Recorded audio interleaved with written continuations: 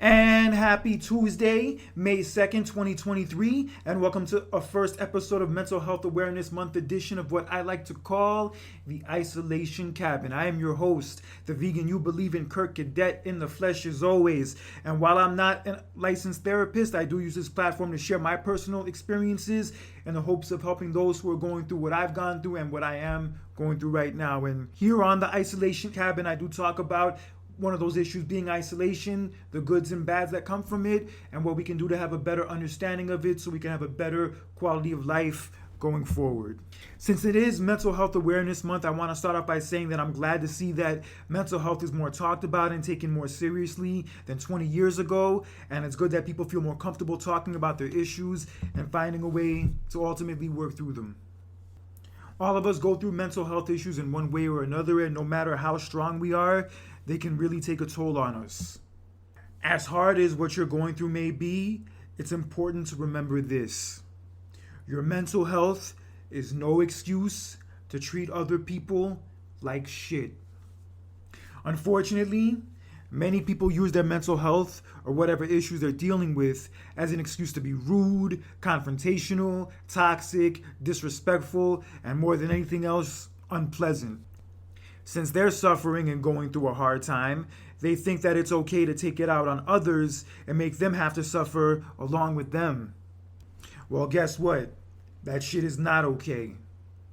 Unloading all your bullshit on the rest of the world is not going to make your problems go away or make you feel any better about what you're going through in the first place. When you treat other people like shit, that's usually what ends up coming back to you. You may have the right to be angry, depressed, or even frustrated about what you're going through, but you don't have the right to take it out on people who have nothing to do with it. There are countless ways that people use their mental health to treat other people like shit, and one of them is by the way they treat their significant other. Sometimes when someone is going through a tragedy or a traumatic event, they may take their feelings out on their spouse by constantly yelling at them, picking fights with them, abusing them, and in many cases just pushing them away.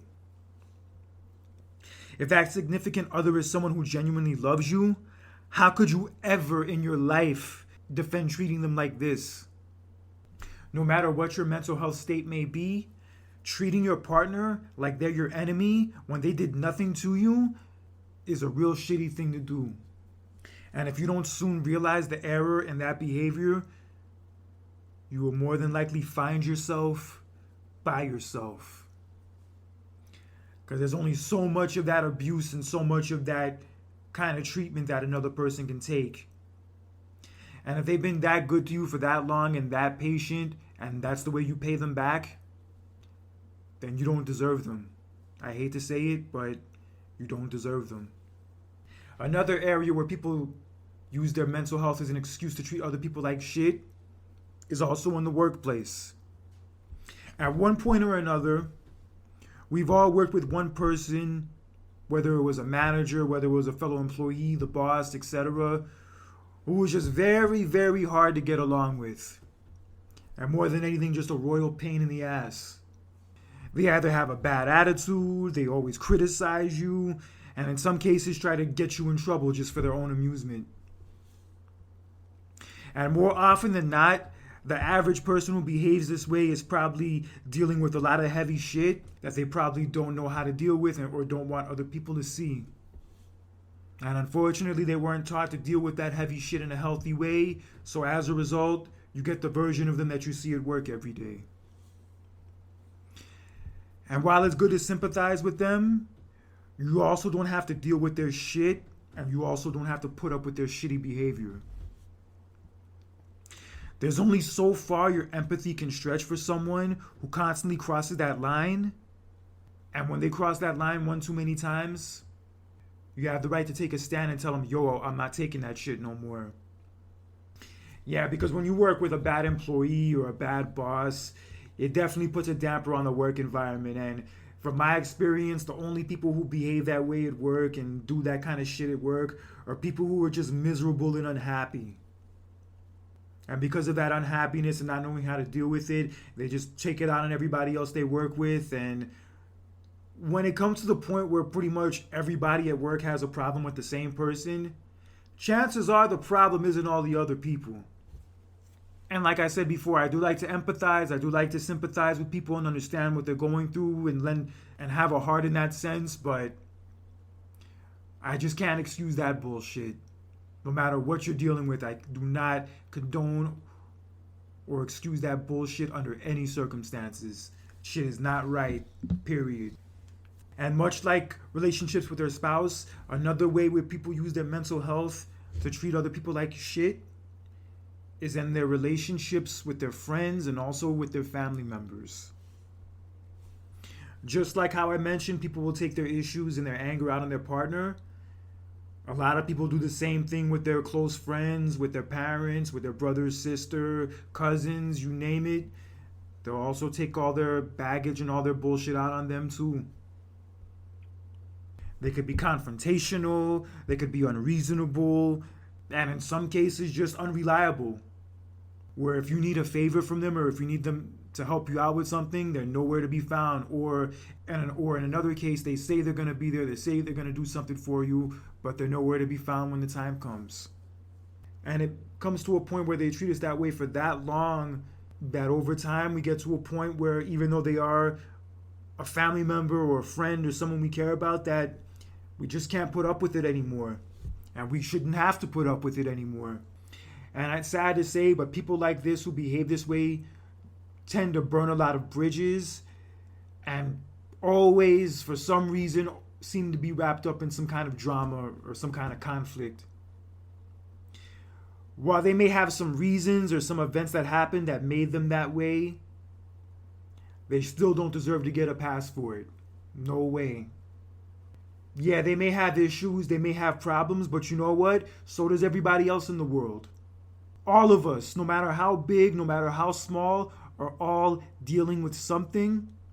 But even if we are, that doesn't give us the right to be an abusive piece of shit. Especially to the people who are closest to us. The people who behave this way that I described in all these different examples, the one thing all of them have in common is all of them are very emotionally immature. Some people just don't know how to handle conflicts, disagreements, or how to communicate, so whenever anything goes wrong or they don't get their way, they just fall apart. And the ways in which they fall apart is by snapping at people, throwing a tantrum, and overall just making a complete ass of themselves. And it's honestly sad. More than anything else, it is very sad to see when people turn to that kind of behavior. And it's especially sad when it's somebody that you once thought highly of. But as sad as it is though, there comes a point when you have to realize that people are old enough to be aware of their own toxic behavior. And when they refuse to change, there's not much else you can do except walk away. Which brings me to my last point about this discussion. And that last point is that it's okay to not want to keep people like this in your life anymore. As much as you should be understanding and sympathetic and have empathy and all that for someone, that doesn't mean you have to tolerate constant disrespect from them. There comes a time where even if somebody is sad, upset, depressed, or whatever it is, they still have to take responsibility for their actions, and also in this case for the poor way they treat other people. If those poor actions continue and they refuse to take any accountability for it, then you have every right to cut their ass off. Because keeping someone like that around in your life is only going to harm your own mental health. And if you feel like you've given them more than enough chances, walking away is the best decision that you could ever make. Because I hate to break it to people with those issues, with those problems, that even if your problems are real and even if your problems are legit, people don't have to put up with your shit anymore if you constantly treat them poorly and you refuse to ever apologize or try to change and try to do something about it. Because by constantly behaving that way, especially knowing that you have those kind of issues, it's clear that you're taking advantage of them and you're taking advantage of their sympathy for you. And if you keep behaving that way and you keep treating them poorly and you keep taking their empathy for granted and keep treating them like they're disposable, then don't be surprised if they don't want to put up with it anymore. And for whatever other circumstances are responsible for what you're going through or your issues, in this scenario, the only person you can point the finger at is yourself. So don't be that kind of person. Don't be that kind of person who takes advantage of people's kindness and uses their mental health issues or their personal issues to be an asshole and be a piece of shit to other people. Use your mental health as a way of empowering yourself, bettering your relationships. Because if you choose that path as opposed to the former one, you'll come out on the other side of it a survivor, a winner, and just a better version of yourself than you ever thought could ever be possible. So just remember, guys, no matter what the circumstances are, no matter what anyone's going through, somebody's mental health is never an excuse to treat other people like shit. Well, I hope you guys enjoyed this discussion today about not using your mental health as a reason to be a poor excuse for a human being and a horrible person, piece of shit, etc. And like I said before, I'm not a licensed therapist, but I do use this platform to talk about issues I've dealt with and issues I know other people are dealing with and means of helping them and helping them get on the other side of them. And if you want to follow me and talk to me about these said issues, you can follow me on my various social media pages, my Facebook, Instagram, LinkedIn. You can search my first and last name, Kurt Cadet, on each of those platforms. Also, you can listen to this podcast on Spotify, YouTube, as well as Spreaker. Leave a comment. Let me know what you like about the show, what you don't like about the show. And I'm going to be here for a very long time. You're not getting rid of me that easily, because I'm going to be here talking about the isolation issue, the good and bad parts of it, and what we can do to have a better handle and understanding of it for a better quality of life. So until next time, this is Kurt Cadet for another edition of the Isolation Cabin, and I will see you guys next week. God bless.